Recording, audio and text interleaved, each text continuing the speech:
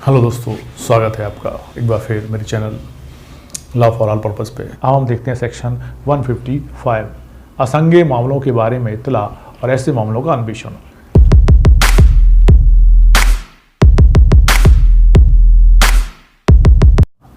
Clause number 1, जब police थाने के भारसाध अधिकारी को उस थाने की सीमाओं के अंदर असंज्ञेय अपराध के किए जाने की इत्तला दी जाती है, तब वह ऐसी इत्तला का सार ऐसी पुस्तक में जो ऐसे अधिकारी द्वारा ऐसे प्रारूप में रखी जाएगी जो राज्य सरकार इस निमित्त भेद करे प्रविष्ट करेगा या प्रविष्ट कराएगा और इत्तला देने वाले को मजिस्ट्रेट के पास जाने को निर्देशित करेगा। कि जब असंज्ञेय मामले से संबंधित इत्तला एक पुलिस अधिकारी को भारसाध अधिकारी को मिलती है तो वो क्या करेगा, उसको राज्य सरकार द्वारा निर्देशित या विहित जो पुस्तक है उसमें लिखित करेगा और उसके बाद ऐसी पुस्तक में लिखने के बाद और ऐसे प्रारूप में रखी गई है जो राज्य सरकार द्वारा विहित है, राज्य सरकार निमित्त विहित करे प्रविष्ट करेगा प्रविष्टि कराएगा और इत्तला देने वाले को मजिस्ट्रेट के पास जाने को निर्देशित करेगा। जो जिसने इत्तला दी है उसको मजिस्ट्रेट के पास जाने के लिए निर्देशित कर देगा। कौन? वो भारसाध अधिकारी। वहीं क्लॉज 2 कह रहा है कोई पुलिस अधिकारी किसी असंज्ञेय मामले का अन्वेषण ऐसे मजिस्ट्रेट के आदेश के बिना नहीं करेगा। अच्छा, मजिस्ट्रेट के समक्ष जाने को क्यों निर्देशित कर रहा है? क्योंकि वो डायरेक्ट उसमें इन्वेस्टिगेशन नहीं कर सकते हैं, क्योंकि ये संज्ञेय मामला नहीं है, असंज्ञेय मामला है। तो मजिस्ट्रेट के आदेश के बिना उसमें वो क्या करेगा, इन्वेस्टिगेशन नहीं करेगा, जिससे ऐसे मामले का विचारण करने की या मामले को विचारणार्थ सुपुर्द करने की शक्ति है। और ऐसा मजिस्ट्रेट कौन सा मजिस्ट्रेट? जिस मजिस्ट्रेट को उस मामले में अधिकारता है, जो उस मामले का विचारण करेगा।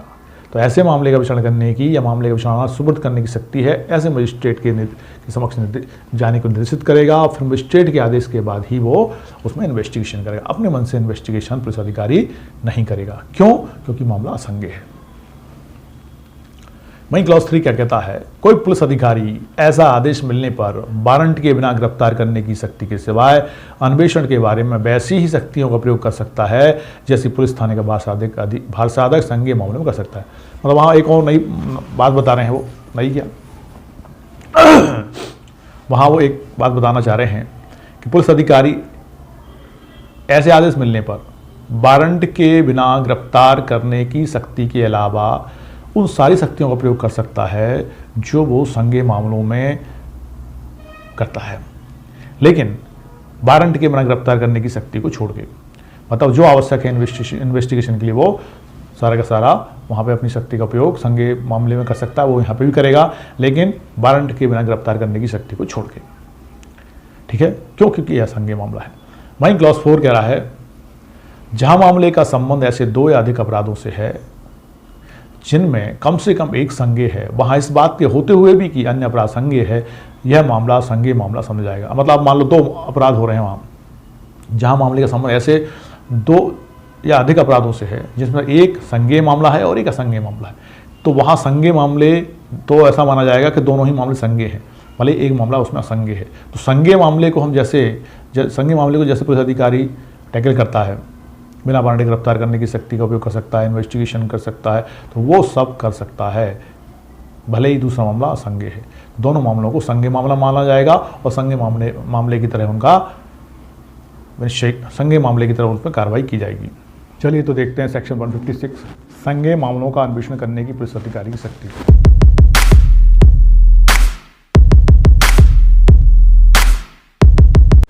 संज्ञेय मामले में पुलिस अधिकारी कैसे इन्वेस्टिगेशन करता है, उसकी क्या पावर है, उसके बारे में देखते हैं।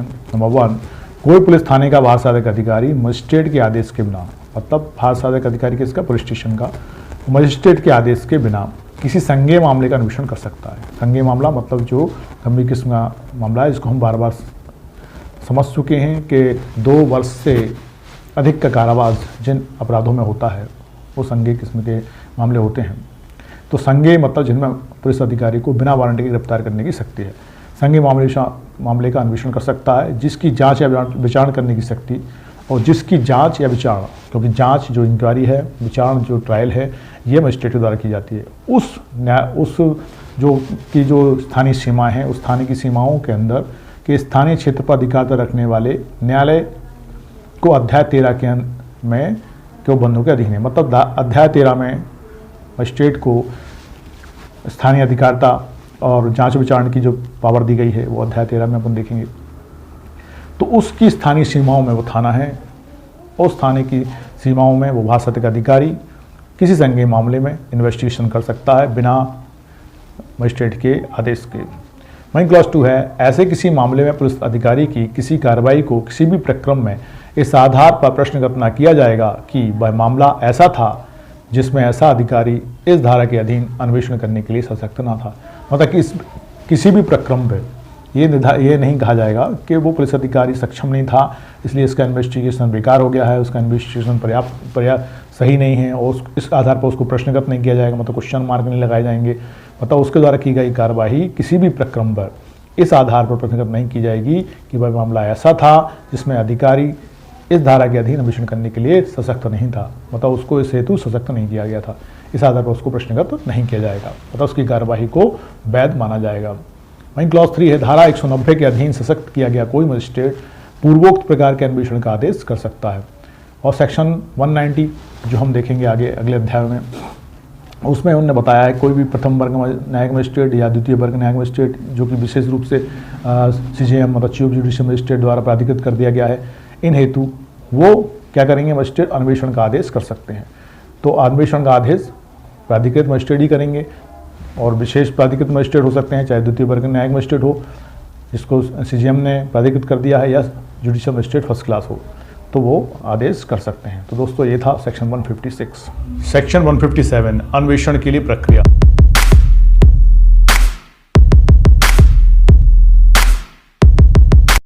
क्लॉज 1, यदि पुलिस थाने के भाषाधक अधिकारी को इत्तला प्राप्त होने पर या अन्यथा, तो पुलिस थाने का जो भाषाधक अधिकारी है उसको इत्तला प्राप्त होती है और इत्तला प्राप्त हुई है उसके आधार पर या अन्यथा संदेह हुआ है, संदेह होने का कारण है कि ऐसे अपराध का किया गया है जिसका अन्वेषण, अन्यथा यह संदेह करने का कारण है कि ऐसा अपराध किया गया है जिसका अन्वेषण करने के लिए धारा 156 के अधीन वह सशक्त है। धारा 156 के अधीन किस अपराध को, जो संज्ञेय मामले संबंधित है, सशक्त है कि वो उससे संबंधित कार्रवाई इन्वेस्टिगेशन कर सकता है। तो वह उस अपराध की रिपोर्ट, जो अपराध है उसकी एक रिपोर्ट उस मजिस्ट्रेट को तत्काल भेजेगा जो ऐसे अपराध का पुलिस रिपोर्ट और संज्ञान करने के लिए सशक्त है। मतलब जिस मजिस्ट्रेट के या तो सशक्त है या जिस मजिस्ट्रेट की स्थानीय सीमाओं के अंतर्गत वो आता है, तो उसको संज्ञान में लेने के लिए उसको एक रिपोर्ट भेज देगा और मामले के तथ्यों और परिस्थितियों का अन्वेषण करने के लिए, और यदि आवश्यक हो तो अपराधी का पता चलाने के लिए, मतलब मामले में परिस्थितियों का पता करने के लिए इन्वेस्टिगेशन करेगा, अन्वेषण करेगा। आवश्यक हो तो उस अपराधी का पता चलाने की और उसे गिरफ्तार करने के लिए क्या उपाय करने हैं उसके बारे में, या स्थान पर या स्वयं जाएगा या अपने अधीनस्थ अधिकारियों में से एक को भेजेगा जो ऐसी पंक्ति से निम्नतम पंक्ति का ना होगा जिससे राज्य सरकार साधारण विशेष आदेश द्वारा इस निमित्त विहित करे। मतलब राज्य सरकार निश्चित करेगी कि किस अधिकारी को भेजा जाएगा, मतलब वो निर्धारित है, विहित है, प्रिस्क्राइब्ड है कि उस पंक्ति से नीचे के अधिकारी को वो इन्वेस्टिगेशन करने के लिए नहीं भेजेगा, तो उसको भेजेगा। ऐसा कह के उनने इस बात में ये कह दिया कि कभी कोई भी बार बार उनको नहीं कहना पड़े कौन सा अधिकारी, तो उन्होंने कहा विहित कर दिया है, प्रिस्क्राइब कर दिया है। यदि उसमें राज्य सरकार का भी कोई परिवर्तन करती है तो वो अधिकारी की बात कर रहे हैं, वो उसे इन्वेस्टिगेशन करने के लिए वो वहाँ भेजेगा, या खुद जाएगा या उसको भेजेगा। अब देखते हैं हम 157 का परंतु प्रोविजो है का, जब ऐसे अपराध के किए जाने की कोई इत्तला किसी व्यक्ति के विरुद्ध उसका नाम देकर की गई है और मामला गंभीर प्रकार का नहीं है, तब यह आवश्यक न होगा कि पुलिस थाने का भाषाधिक अधिकारी उस स्थान पर अन्वेषण करने के लिए स्वयं जाए या अधीनस्थ को भेजे। मतलब किसी व्यक्ति के नाम से इत्तला की गई है, रिपोर्ट की गई है और मामला गंभीर प्रकार का नहीं है, तो ये आवश्यक नहीं है कि पुलिस अधिकारी उस स्थान पर जाए इन्वेस्टिगेशन के लिए या अपने अधीनस्थ को भेजे। नहीं भी भेजेगा तो लेकिन उसके कारण को अभिलिखित करेगा। हाँ, यदि पुलिस थाने के भाषा अधिकारी को प्रतीत होता है कि अन्वेषण करने के लिए पर्याप्त आधार नहीं है तो वह उस मामले का अन्वेषण न करेगा।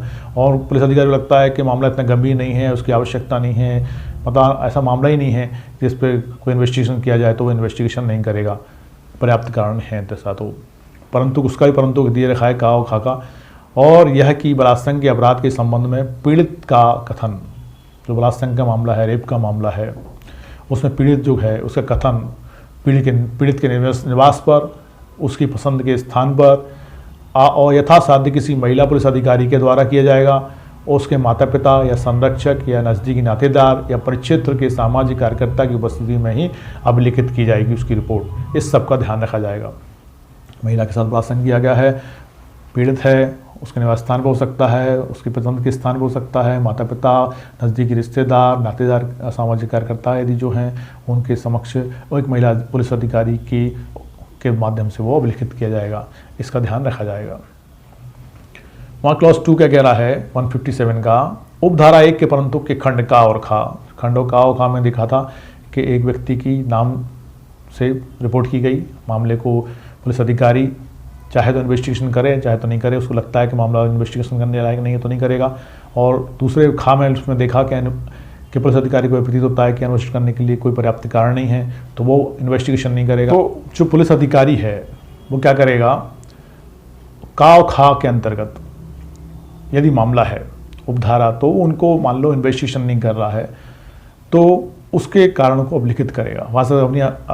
भाषा अधिकारी अपनी रिपोर्ट में उस उपधारा की अपेक्षाओं का पूर्णतः अनुपालन न करने के अपने कारणों को लिखेगा। और उक्त परंतु के खंड खा में बड़े दशा में ऐसे अधिकारी इत्तला देने वाले को यदि कोई हो ऐसी रीति में से जो राज्य सरकार द्वारा भेद की जाए, तत्काल इस बात की सूचना दे देगा कि वह उस मामले में अनुसंधान ना तो करेगा और ना कराएगा। मतलब जो इत्तला दे रहा है, जो व्यक्ति ने रिपोर्ट की है, उसको भी बता देगा पुलिस अधिकारी कि ना तो वो उस मामले में इन्वेस्टिगेशन करेगा और ना कराएगा, ऐसी सूचना भी उसको वो दे देगा। तो ये क्लॉज सेक्शन 157 था जिसके हमने क्लॉज 1 और 2 देखे, उनके परंतुक भी देखे।